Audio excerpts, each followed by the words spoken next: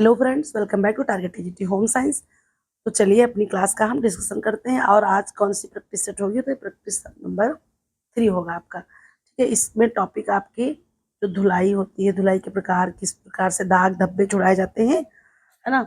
और जैसे कि शोषक विधि हो गई और शोषक विधि, विलायक विधि, है ना। और दाग धब्बा जैसे छुड़ाए जाते हैं, क्षारी को, अम्लीय को किस प्रकार से, खनिज दाग धब्बा, चिकनाई के धब्बे हो गए, इन सबको जो है किस प्रकार से। तो ये सारे इंपॉर्टेंट टॉपिक है, इन्हीं का हम इसमें रिवीजन करेंगे। ठीक है, तो चलिए आइए देखते हैं क्वेश्चन नंबर हमारा।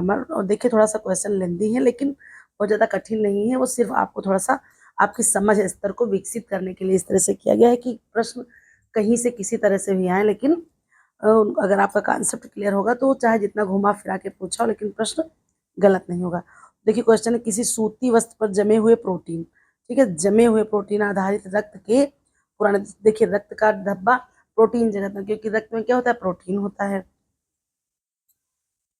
तो दाग को हटाने के लिए एंजाइमेटिक प्रक्रिया के साथ तापमान नियंत्रण क्यों आवश्यक है, जिससे फाइबर भी उसमें नुकसान ना हो। तो उच्च ताप पर एंजाइम सक्रिय, निम्न ताप पर प्रोटीन जमाव, मध्यम ताप पर फाइबर घुलते हैं, उच्च ताप पर रंग स्थिर। तो उत्तर आपका बी हो जाएगा, निम्न ताप पर प्रोटीन जमाव रुकता है। ये आपका सही उत्तर हो जाएगा। तो इसमें यह है कि फाइबर की क्षति नहीं होगी और निम्न ताप पर प्रोटीन का जमाव रुक जाता है। तो ऐसा प्रयोग करना चाहिए आपको। अगला है, शुष्क धुलाई में प्रयुक्त पेक्लोरेथिलीन विलायक की चयन प्रक्रिया में उसकी घुलन क्षमता के साथ साथ किस गुण को विशेष महत्व दिया जाता है, जिससे वह संरचना सुरक्षित बनी रहे।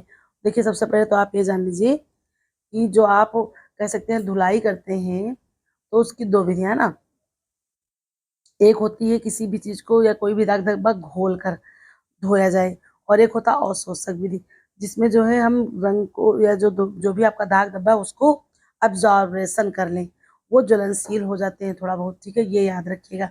वैसे विलायक में हो जाता है जैसे आपने घोल लिया हो, जैसे मान लीजिए कि तारपीन का तेल हो गया, बेंजीन हो गया, ईथर, तो ये सारी चीजें आप, ये सॉल्वेंट होते हैं, विलायक घुल जाते हैं। और जो अवशोषक होते हैं उसमें जो है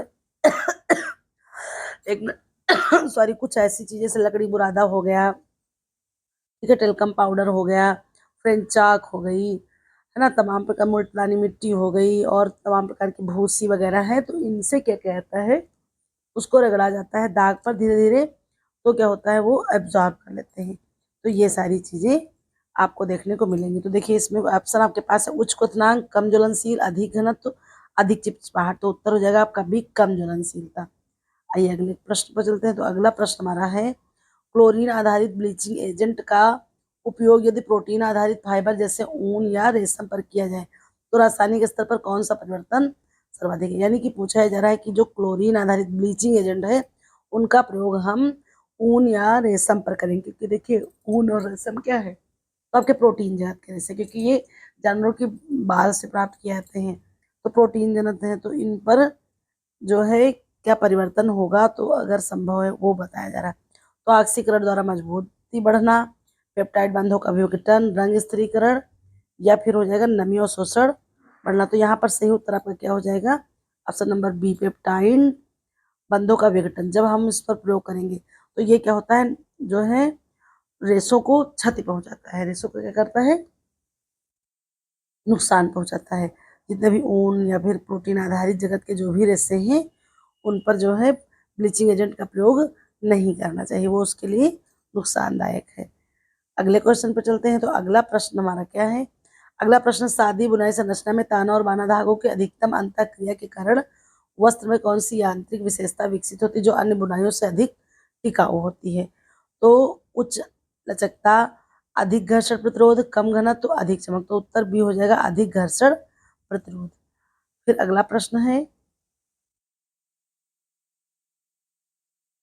किसी कपड़े पर लगे तैलीय दाग को हटाने हेतु कार्बनिक विलायक के चयन में उसकी ध्रुवीयता का क्या प्रभाव होता है, जिससे दाग हटने की दक्षता प्रभावित होती। तो सही उत्तर आपका हो जाएगा बी, अध्रुवीय विलायक अधिक प्रभावी होता है। अगला प्रश्न आपका है, नील का उपयोग सदैव वस्त्रों में पीलेपन को छुड़ाने हेतु किया जाता है, यह प्रभाव किस प्रकाशीय सिद्धांत के आधार पर कार्य करता है। तो ये हो जाएगा आपका सही उत्तर बी, पूरक रंग सिद्धांत। ठीक है, पूरक रंग सिद्धांत के आधार पर ये कार्य करता है। अगला प्रश्न, धुलाई जो होती है शुष्क में, जो शुष्क धुलाई करते हैं उसमें प्रयुक्त यांत्रिक क्रिया और विलायक क्रिया के संयुक्त प्रभाव से गंदगी हटाने की प्रक्रिया में कौन सा सिद्धांत कार्य करता है? तो यहाँ पर उत्तर हो जाएगा बी, घुलनशीलता व यांत्रिक अपघटन कार्य करता है। अगले प्रश्न पर चलते हैं। अगला प्रश्न है, फैंसी बुनाई में जटिल डिजाइन उत्पन्न करने हेतु धागों की मोटाई और रंग इंटरलॉकिंग पैटर्न में परिवर्तन किस प्रकार वस्त्र की संरचना की विशेषताओं को प्रभावित करते हैं? केवल सौंदर्य, मजबूत और बनावट दोनों, केवल घनत्व, फिर ऑप्शन है केवल रंग। तो यहाँ से उत्तर आपका सही क्या हो जाएगा? बी, मजबूती और बनावट दोनों को प्रभावित करते हैं। ठीक है, अगला प्रश्न है, रक्त जैसे प्रोटीन दाग को गर्म पानी से धोने पर वह स्थायी क्यों हो जाता है या किस रासायनिक प्रक्रिया के कारण होता है? अधिकतर ये प्रश्न इंपॉर्टेंट है, इसको 3 स्टार लगा लीजिए आप लोग। ठीक है, थोड़ा सा लैंग्वेज जरूर कठिन है प्रश्नों की, लेकिन आपके लिए प्रश्न बहुत अच्छे हैं। तो पूछा जा रहा है कि ऐसे आएगा कि रक्त का धब्बा लगने पर कौन से पानी का प्रयोग करना चाहिए, किस प्रकार के पानी से रक्त धब्बा धोना चाहिए? ठीक है, गर्म या हल्का गर्म या ठंडा या हल्का गुनगुना, तो इसमें से आप इसका कॉन्सेप्ट सही रहेगा तो आप समझ लेंगे। ऑक्सीकरण, जमाव, अपघटन, फिर वाष्पीकरण। तो उत्तर बी आपका हो जाएगा जमाव यानी कि कोगुलेशन। ठीक है, वो कोगुलेशन बांड होता है। तो लिखा रक्त जैसे प्रोटीन दाग को जब गर्म पानी से आप धोएं, तो देखिए गर्म क्या होता है, जैसे अंडा है, आप पॉइचिंग प्रोसेस करते होंगे, देखते होंगे गर्मी में जैसे ही वो ताप का प्रभाव पड़ता है अंडा जम जाता है, तो उसी तरह से वो दाग फिर और पक्का हो जाता है, वो स्थायी हो जाता है। तो क्या होगा कि रंग वो जो है जमाव हो जाएगा, इसलिए जो है गर्म पानी से उसको कभी नहीं धोना चाहिए, ठंडे पानी से धोना चाहिए। अगला प्रश्न आपका क्या, आई होप आप लोगों को समझ में आया होगा। ऑक्सीजन आधारित ब्लीचिंग एजेंट का उपयोग रंगीन वस्त्रों के लिए अधिक सुरक्षित क्यों माना जाता है, जबकि क्लोरीन आधारित ब्लीचिंग एजेंट हानिकारक होते हैं? तो उत्तर हो जाएगा नियंत्रित ऑक्सीकरण, ये आपका सही आंसर हो जाएगा सी। अगले प्रश्न पर चलते हैं। अगला प्रश्न है, शुष्क धुलाई में प्रयुक्त विलायक का पुनर्चक्रण रिसाइकलिंग करते समय उसमें उपस्थित अशुद्धियों को हटाने के लिए किस प्रकार की जो प्रक्रियाएं हैं उनका उपयोग किया जाता है? आसवन, अपकेंद्रण, छनन, जमाव।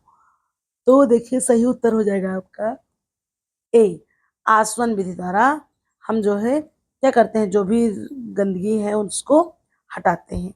अगला प्रश्न है आपका, सादी बुनाई में यदि ताना धागों की संख्या बाने की अपेक्षा अधिक हो जाए तो वस्त्रों में कौन सा दोष उत्पन्न हो जाता है? तो जब ताना की संख्या अधिक होगी तो वस्त्र क्या हो जाएगा, तिरछापन ले लेगा। ठीक है, हल्का सा अगर जो है ताना की संख्या अधिक होगी तो वस्त्र में हल्का सा तिरछापन आ जाएगा। नेक्स्ट क्वेश्चन है, दाग हटाने की प्रक्रिया में स्पॉटिंग तकनीक का उपयोग विशेष रूप से क्यों किया जाता है? स्पॉटिंग का मतलब होता है वहां पर धब्बे को पहचान करना, पूरा वस्त्र न धुल करके सिर्फ उतने ही वस्त्र पर प्रक्रिया करना, वहीं से उसको उठाना। तो पूरे कपड़ा भिगोना, केवल दाग वाले भाग पर क्रिया, ताप बढ़ाना या रंग बदलना। तो सही उत्तर आपका क्या हो जाएगा, बी, केवल दाग वाले भाग पर क्रिया करना, ये हो जाता है स्पॉटिंग। ठीक है, केवल दाग वाले भाग पर कार्य करना, बी आंसर आपका सही हो जाएगा। नेक्स्ट क्वेश्चन,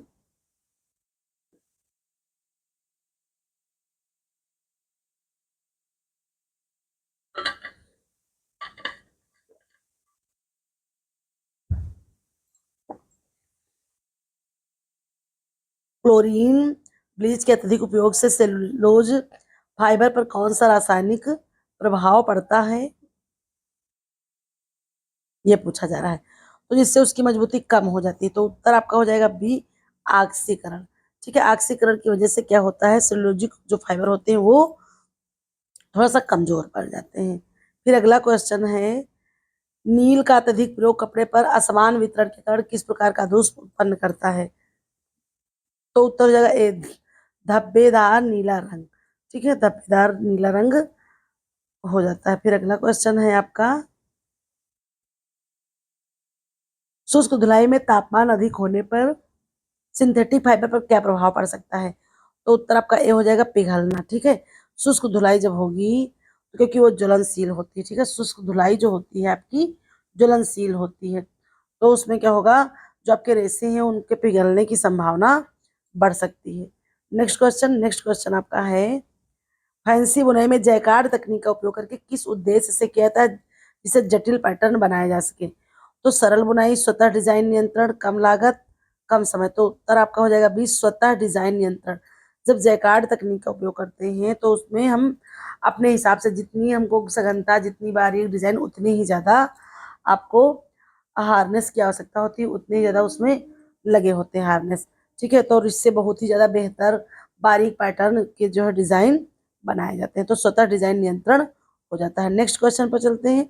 तो नेक्स्ट क्वेश्चन है, तैलीय दाग हटाने में इमल्सिफिकेशन प्रक्रिया का क्या महत्व, जिससे पानी और तेल का मिश्रण संभव हो सके? तो सबसे पहले जानिए, पानी और तेल को जब मिलाया जाता, फेंटा जाता, जैसे आपकी मायोनीज देखा होगा है ना, कई प्रकार की चीजें फेंटने, इस प्रक्रिया को क्या कहते हैं? तो इसको कहते हैं इमल्सिफिकेशन। ये भी याद रखिएगा आपका न्यूट्रिशन साइंस के हिसाब से है ना।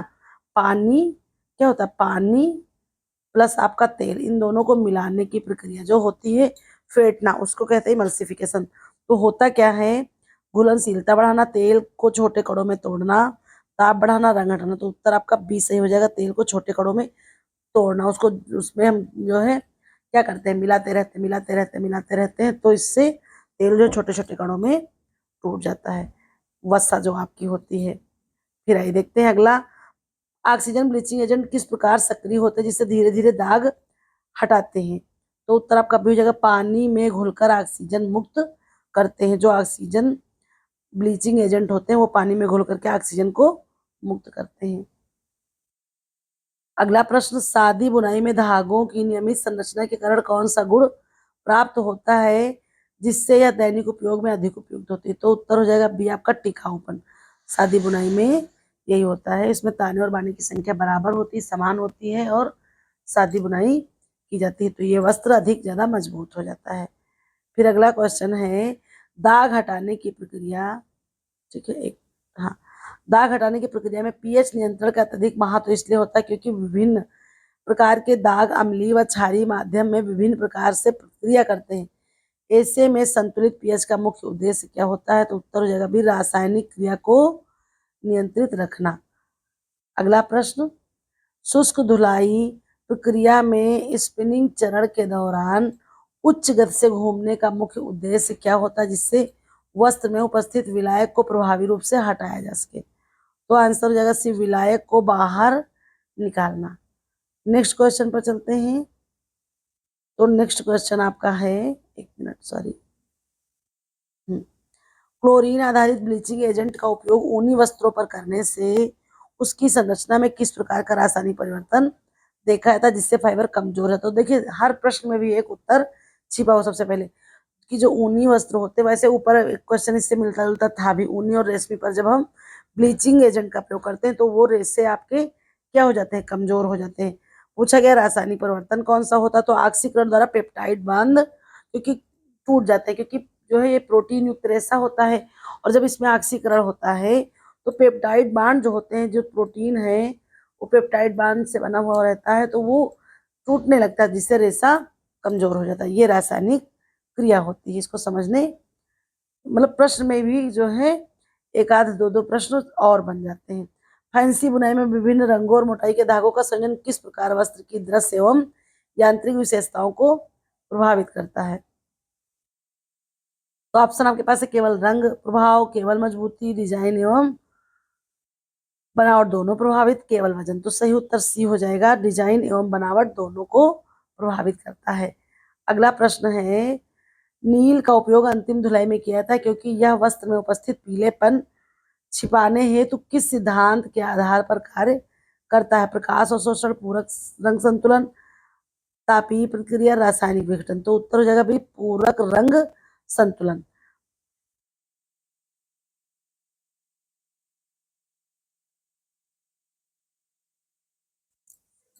अगला है, तैलीय दाग धब्बों को जो हटाने की प्रक्रिया है उसमें जो प्रारंभिक अवस्था में कार्बनिक विलायक का प्रयोग इसलिए करते हैं क्योंकि वह किसी प्रकार के रासायनिक सिद्धांतों के अनुसार कार्य करता है।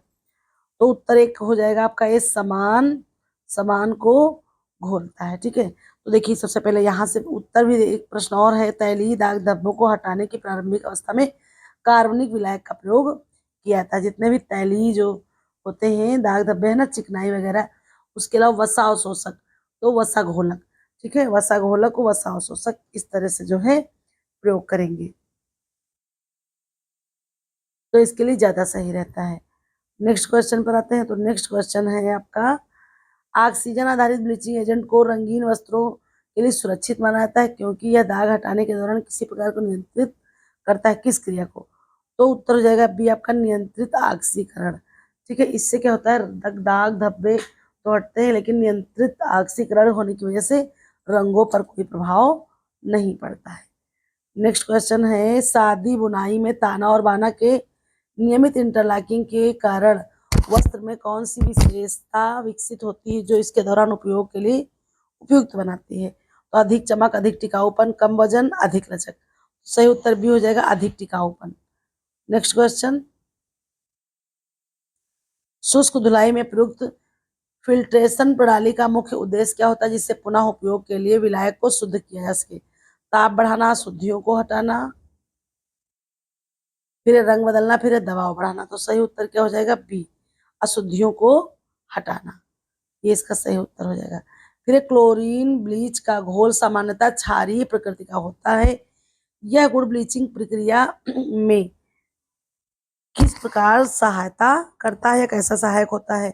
रंग स्थिरता बढ़ाना, ऑक्सीकरण क्रिया को सक्रिय बनाना, फाइबर को कठोर बनाना, पानी को वाष्पित करना। तो सही उत्तर हो जाएगा बी, ऑक्सीकरण क्रिया को सक्रिय करता है। नेक्स्ट क्वेश्चन है, दाग हटाने में ब्रशिंग तकनीक का उपयोग करके सावधानी पूर्वक किया जाता है क्योंकि अत्यधिक ब्रशिंग से वस्त्र पर कौन सा प्रभाव पड़ता है जो कि वस्त्रों के लिए हानिकारक होता है? जो हानिकारक होगा तो प्रतिकूल प्रभाव। तो रंग स्थिर, फाइबर टूटना, चमक बढ़ाना, वजन बढ़ाना। तो सही उत्तर हो जाएगा फाइबर का टूटना। इसलिए ब्रशिंग को बहुत सोच समझ कर, बहुत ज्यादा ब्रश रगड़ने से आपका रेशा कमजोर हो जाएगा, रेशा कमजोर होगा तो वस्त्र भी आपका कमजोर हो जाएगा। नील का अधिक प्रयोग करने पर कपड़े पर असमान वितरण के कारण कौन सा दृश्य दोष उत्पन्न होता है जिससे वस्त्र की गुणवत्ता प्रभावित होती है? ठीक है, तो पीले धब्बे, नीले धब्बे, कठोरता, सिकुड़न। तो सही उत्तर हो जाएगा बी, नीले धब्बे।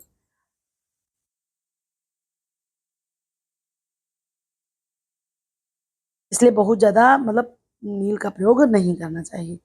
फैंसी बुनाई में जटिल पैटर्न बनाने हेतु जैकार्ड तंत्र का उपयोग किया जाता है, इसका मुख्य कार्य क्या है? तो धागों की संख्या कम करना, धागों की गति नियंत्रित करना, पैटर्न का स्वचालित नियंत्रण, रंग स्थिर करना। तो सही उत्तर हो जाएगा सी, पैटर्न का स्वचालित नियंत्रण। सी आपका करेक्ट आंसर हो जाएगा। नेक्स्ट क्वेश्चन, शुष्क धुलाई का प्रमुख लाभ यह है कि इसमें पानी का उपयोग नहीं होता, इससे विशेष रूप से कौन सा लाभ प्राप्त होता है? ऑप्शन आपके पास है, रंग हटाना, सिकुड़न रोकना, वजन बढ़ाना, फिर है कठोरता बढ़ाना। तो सही उत्तर आपका क्या हो जाएगा?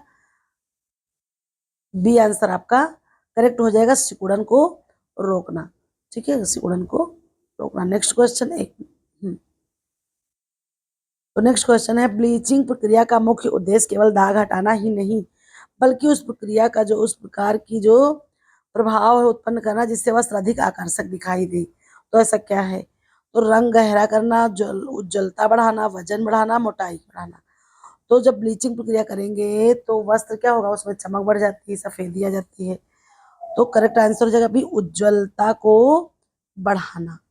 ठीक है, फिर है, सादी बुनाई की संरचना में अधिक इंटरलॉकिंग होने के कारण उसमें कौन सी कमी पाई जाती है जो कुछ विशेष उपयोग के लिए सीमित बनाती है? कम मजबूती, कम लचक, अधिक चमक, अधिक वजन। तो सही उत्तर हो जाएगा भी कम लचक, क्योंकि बहुत ज्यादा लचक नहीं होती है। ठीक है, प्रस्कंदता नहीं होती है उसमें जो सादी बुनाई होती है।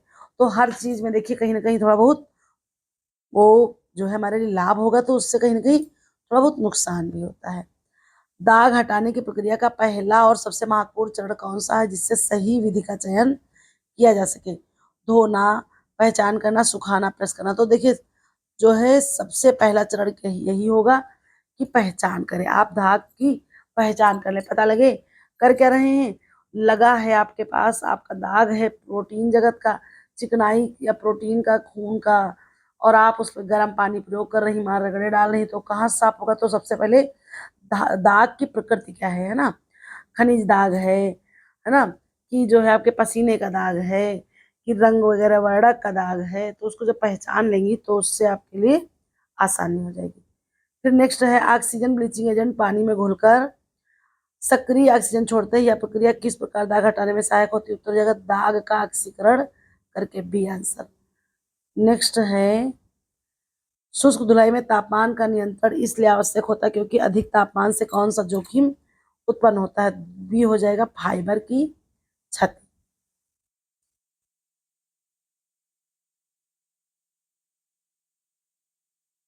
फिर है नेक्स्ट क्वेश्चन, तैलीय दाग हटाने में इमल्सिफिकेशन प्रक्रिया का उपयोग किया जाता है, इसका मुख्य उद्देश्य क्या होता है जिससे तेल और पानी का मिश्रण संभव हो सके?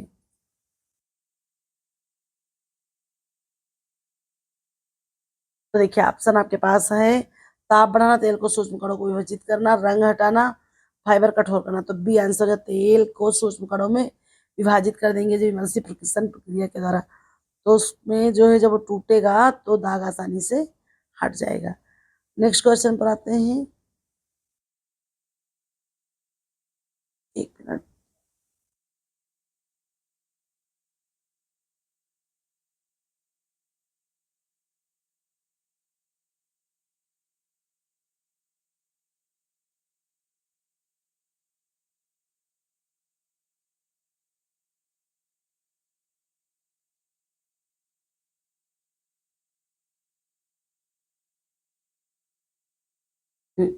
क्वेश्चन नंबर 41, क्लोरीन ब्लीच का अधिक उपयोग करने से कपास जैसे सेलुलोज फाइबर पर कौन सा प्रभाव दीर्घ काल में देखा जाएगा? तो बी आंसर हो जाएगा फाइबर कमजोर होना। ठीक है, जब वो लगातार सेलुलोज पर इसका प्रयोग होगा तो वो आपका रेशा या तंतु कमजोर हो जाएगा। नेक्स्ट क्वेश्चन है, फैंसी बुनाई में विभिन्न प्रकार के धागों का संयोजन वस्त्र की सतह पर किस प्रकार का विशेष प्रभाव उत्पन्न करता है? समतल सतह, बनावट सतह, कठोर सतह, चिकनी सतह। तो आंसर हो जाएगा भी बनावट युक्त सतह। नेक्स्ट क्वेश्चन है, नील का प्रयोग करते समय इससे अधिक मात्रा में उपयोग करने से वस्त्र की दृश्य गुणवत्ता क्या प्रभावित होती है? तो भी हो जाएगा असमान वितरण। बहुत ज्यादा प्रयोग करने पर वो जो है कहीं धब्बा, कहीं गहरा, कहीं हल्का, इस तरह से असमान वितरण देखने को मिलेगा। फिर नेक्स्ट क्वेश्चन है, शुष्क धुलाई में प्रयुक्त विलायक का चयन करते समय उसकी कम ज्वलनशीलता को क्यों आवश्यक होती है? यानी कि जो कम ज्वलनशीलता उसको देखी जाती है तो क्यों आवश्यक होती है? ठीक है, तो आपका रंग स्थिरता, सुरक्षा कारणों से, लागत कम करने, तापमान बढ़ाने। तो बी आंसर हो जाएगा सुरक्षा कारणों से, मतलब ऐसी चीजें प्रयोग की जाएंगे जो कि कम ज्वलनशील हो। ठीक है, जैसे लकड़ी बुरादा हो गया, टेल्कम पाउडर, इन सब चीजों के लिए ये कम ज्वलनशील, फ्रेंच चाक हो गया है ना, मुल्तानी मिट्टी वगैरह, ये आसानी से चीजों को अब्जॉर्ब कर लेते हैं। लेकिन नेल पेंट हो गया, लिपस्टिक के धाप धब्बों के लिए क्या होता है, एसीटोन, मिथिलाइड जो है, लेटेज स्पिरिट, इन सब का, या फिर तेल, इसके लिए प्रोटोल, पेट्रोल हो गया, बेंजीन, इन सब से तो ये जो है क्या होता है, थोड़ा सा ज्वलनशील बहुत ज्यादा होते हैं। ठीक है, ये याद रखिएगा। नेक्स्ट क्वेश्चन है आपका, ब्लीचिंग एजेंट का चयन करते समय वस्त्र को फाइबर प्रकार को ध्यान में रखना क्यों आवश्यक होता है? भाई अगर हम कोई भी ब्लीचिंग एजेंट प्रयोग कर रहे हैं तो हम क्या करेंगे, जो हमारा रेशा कैसा है, वस्त्र कैसा है, उसको हम ध्यान में जरूर रखेंगे। किस लिए? रंग बदलने के लिए, फाइबर क्षति बचाव के लिए, वजन बढ़ाने के लिए, कम वजन। तो उत्तर आपका बी आपका यहाँ पर आसान हो जाएगा, फाइबर की, रेशे की, तंतु की, वस्त्र की जो है क्षति ना हो, नुकसान ना हो, उसकी चमक ना टूटे, वस्त्र कमजोर ना हो, रंग कच्चा ना हो, इन सब का ध्यान रखा जाएगा। नेक्स्ट क्वेश्चन है, सादी बुनाई में ताना और बाना के नियमित इंटरलॉकिंग के कारण वस्त्र में कौन सा गुण विकसित होता है जो अधिक घर्षण सहनशील बनाता है? चमक, मजबूती, हल्कापन, लचक। तो बी आंसर हो जाएगा मजबूती। नेक्स्ट क्वेश्चन है, दाग हटाने की प्रक्रिया में विभिन्न रासायनिक एजेंटों का क्रमबद्ध उपयोग क्यों आवश्यक है जिससे बेहतर परिणाम प्राप्त हो सके? समय बचाने हेतु, दाग की प्रकृति के अनुसार प्रक्रिया, रंग, ताप, ताप बढ़ाने। तो आंसर आपका बी हो जाएगा, दाग की प्रकृति के अनुसार प्रक्रिया हेतु। नेक्स्ट क्वेश्चन,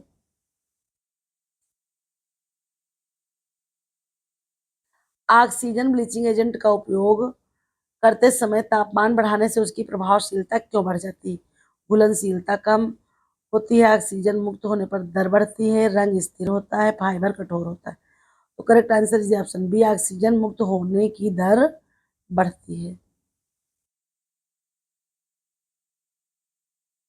नेक्स्ट है, शुष्क धुलाई में समय नियंत्रण का महत्व इसलिए होता है क्योंकि अधिक समय तक प्रक्रिया चलाने से कौन सा प्रभाव उत्पन्न होगा? रंग बढ़ना, फाइबर क्षति, वजन बढ़ना, चमक बढ़ना। तो करेक्ट आंसर हो जाएगा भी फाइबर की क्षति। एक मिनट भाई। नेक्स्ट क्वेश्चन और आज की सीरीज का लास्ट क्वेश्चन। दाग हटाने की प्रक्रिया में प्रारंभिक परीक्षण, ठीक है, करना क्यों आवश्यक होता है? अभी हमने बताया प्रारंभिक परीक्षण क्या होता है कि दाग की पहचान करना। तो क्यों आवश्यक होता है? ताप बढ़ाने हेतु, रासायनिक